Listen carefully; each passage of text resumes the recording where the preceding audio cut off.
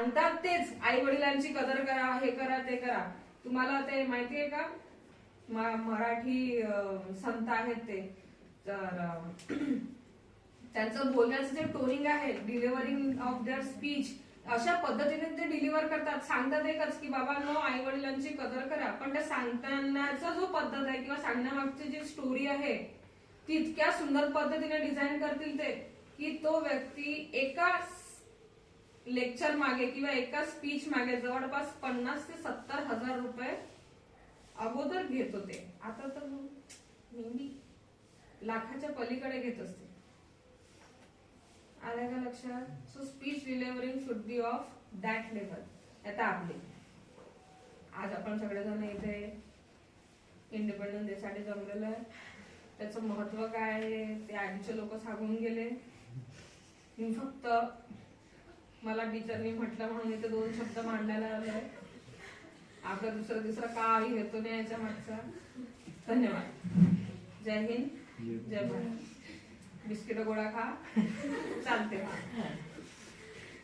आपला टार्गेट इतका लिमिटेड राहतो, पण speech is not like that. Speech तुम्हाला असं कोणती इन्फ्लुएन्सर आठवतो का की त्याच्या वेळी जर आपण स्पीच जर ऐकली तर भाऊ आपण जागेवरून म्हणजे होऊन जातो, बिलकुल मोटिवेटेड होऊन जातो की यार मेरे को करना है तो करना ही है. अजून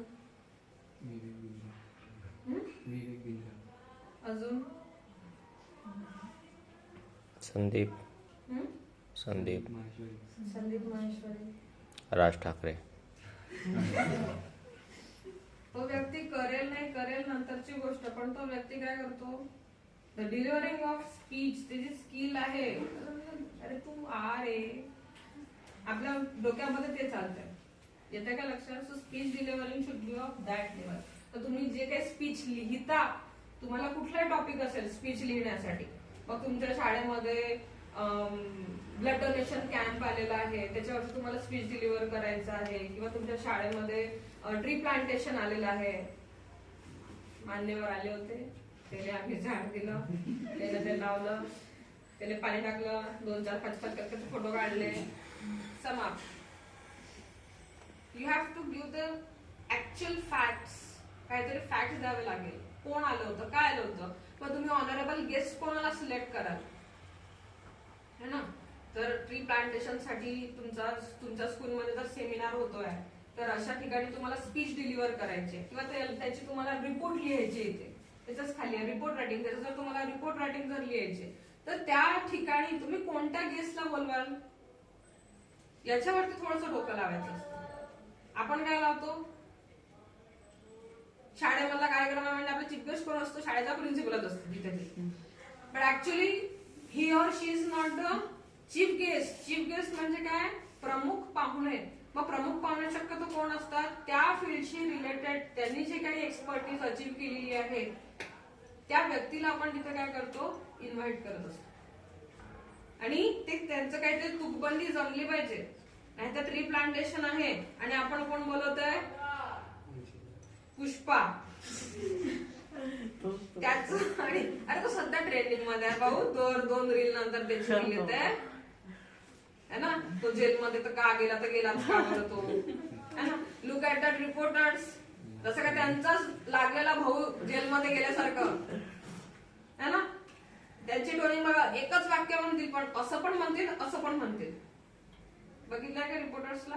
रिपोर्टर्सची डिलिव्हरिंग ऑफ डायलॉग्स असतात ते कधी बघितलेत का?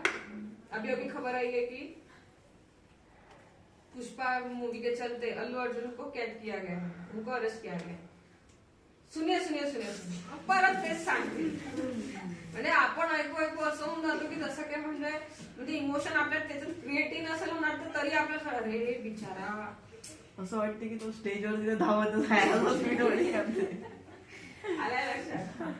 So that is consider to be the speech delivering and the report writing. तर रिपोर्ट रायटिंग मध्ये हा पूर्ण रिपोर्ट रायटिंग कसा लिहिलेला पाहिजे असतो, it should be always in a past tense.